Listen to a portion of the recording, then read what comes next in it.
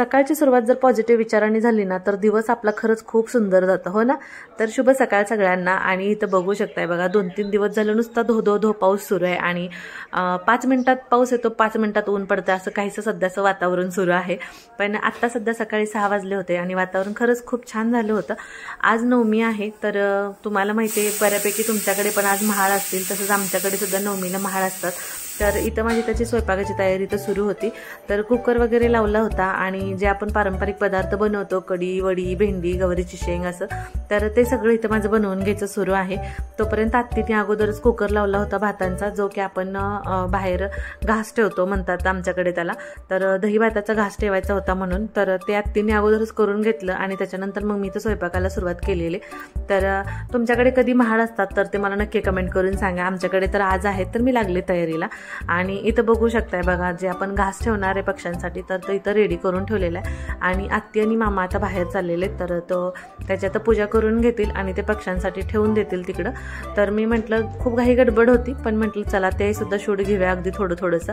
आणि महाळ करतो म्हणजे काय हो आपण, म्हणजे आपल्या पूर्वजांच्या जे स्मरणार्थ आपण कढी, वडी, जे काय आपण बनवतो, भेंडी, गवारीची शेंग, हे पदार्थ सगळे बनवतो, म्हणजे एक प्रकारे आपण त्यांना ना श्रद्धांजलीच देतो, हो की नाही। आपल्या मनातला भाव असतो तो, त्यांच्याविषयीची आपली जी काही आठवण असते ती असते आणि हे काय परंपरागत म्हणजे पिढीने पिढी चालत चाललेलं आहे आणि जे आपण इथून पुढे सुद्धा चालवतो।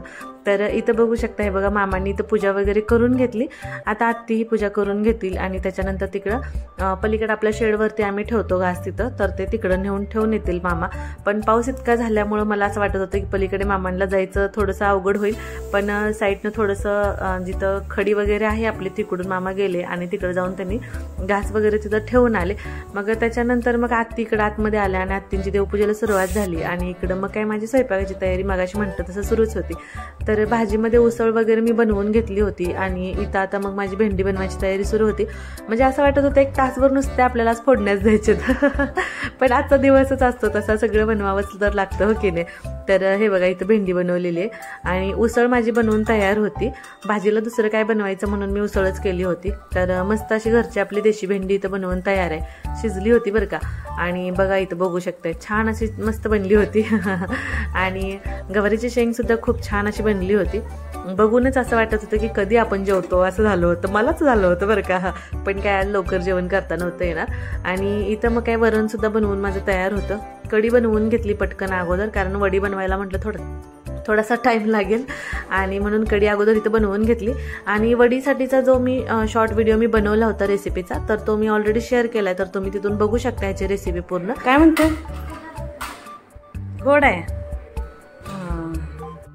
इथे मग पटकन मी बेसनची वडी थापून घेतली, म्हटलं थंड होईल परत वड्या काढून घेऊया म्हटलं, तोपर्यंत शिरा बनवून घ्यायचा होता। म्हणजे गोडमध्ये काय बनवू म्हणून मग काय म्हणलं शिरा बनवूया, तर मग इथं शिरा बनवायला घेतला होता आणि आज खूप दिवसानंतर मोठ्या रव्याचा शिरा मी बनवायला घेतला होता इथं। आणि इथं बघा मग आता चपाती बनवायची बाकी होती, तर आत्ती कणिक मळून द्यायला लागलेत। मग तोपर्यंत शिरा बनवून झाला माझा आणि इकडं बघा मग वड्या पाडून ठेवल्या होत्या, तर बघा तुम्हाला दाखवते मी।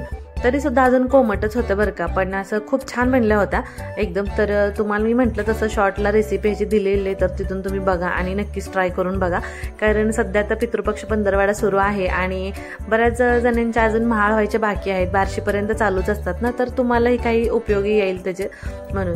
आणि इथं बघा आता शिरा मस्त असा बनवून तयार होता। भरपूर असे मेनू बनवायचे असल्यामुळं ना जास्त पण असं काही नाही, सगळं अगदी थोडंसं बनवलं होतं, पण शिरा मस्त असं खोबरं घालून मी बनवला होता, कारण वडीसाठी खोबरं खिसलं होतं आणि थोडंसं खोबरं शिल्लक राहिलं होतं, तर म्हटलं चला शिऱ्यामध्ये घालूया, मग त्याच्यामुळे शिरा पण असा खूप छान बनला होता।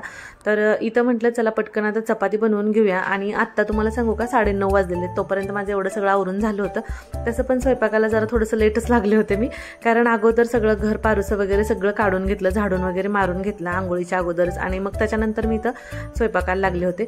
आणि इकडं आत्तीने मग चपाती भाजली की लगेच नैवेद्याचं ताट तयार केलं, समांदीला दाखवायला जायचं होतं तिकडं म्हणून। तर पलीकडे आपल्या मोसंबीच्या बागेमध्ये तिथं समांदी आहे, तर तिकडे चालले आत्ती आता नैवेद्य दाखवायला। आणि मग ते जे आपण पाहुणे जे जीव घालतो तर ते यायला लागले होते, तर ते जवळ आले होते, म्हटलं येतीलच तोपर्यंत ताट वगैरे बनवून घ्यायचं माझी तयारी सुरू होती। पण कशाचं काय मी ताट करते त्याच्या अगोदरच ते आले आणि मग आले तसे किचनमध्येच बसले होते, त्याच्यामुळे मला असं प्रॉपर आणि असं एकदम सिस्टमॅटिक असं काही ताट तयार करताच नाही आलं, कारण ते पाठीमागं बसलेलं असल्यामुळं मला अशी खूप घाई गडबड झाली होती। आणि तुम्हाला माहिती आहे मामांचं जेवण लवकर असतं आणि आज त्यांना लेट झालं होतं, मग त्याच्यामुळे थोडीशी माझी पण घाई सुरू होती. मग पटपट ताट तयार केलं आणि मग ते पूजा वगैरे करतात, ते टिळा वगैरे लावून पाया वगैरे पडतात एकमेकांच्या. मग म्हटलं ते तोपर्यंत करून घेतील आणि मग पटकन त्यांना जेवायला देऊ. आणि हे सगळं आवरेपर्यंत मग 10 वाजले परत मला. आणि बघा इथं मस्त असं मग ताट बनवलं, पण तुम्हाला म्हटलं तसं प्रॉपर काय मला ठेवायला तेवढा टाईम नव्हता भेटला.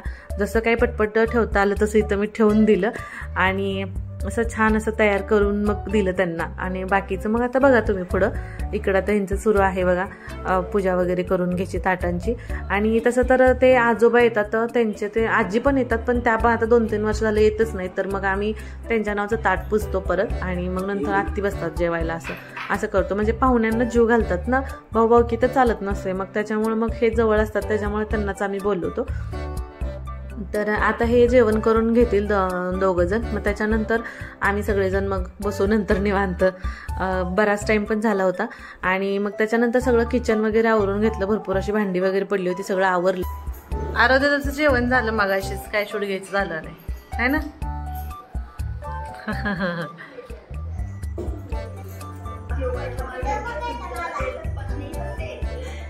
आणि आज 6 वाजताला सुट्टी असल्यामुळे ते दोघे घरीच होते. आणि आस्था म्हणत होती की मी जेवते आणि माझा कशाला व्हिडिओ काढतोय, असं काहीतरी तिची थोडीशी मजा मस्ती दादासोबत सुरू होती. तर आरव दादाचं अगोदर जेवण झालं होतं, तर इथं आम्ही बसलोय मस्त असं जेवण करायला. मग काय मग झालं आज 9मी महाळ, म्हटलं की जरा आता उद्यापासून धुणे सर्वांना आपलं काढायला तयारी, दसऱ्याची साफसफाई हो ना. तर ते ब्लॉग आता तुम्हाला पाहायला भेटतीलच. तर चला मग कसा वाटला तुम्हाला आजचा ब्लॉग मला नक्की कमेंट करून सांगा. आणि व्हिडिओला तर लाईक शेअर सबस्क्राईब करा. तर भेटू नेक्स्ट ब्लॉगमध्ये. बाय.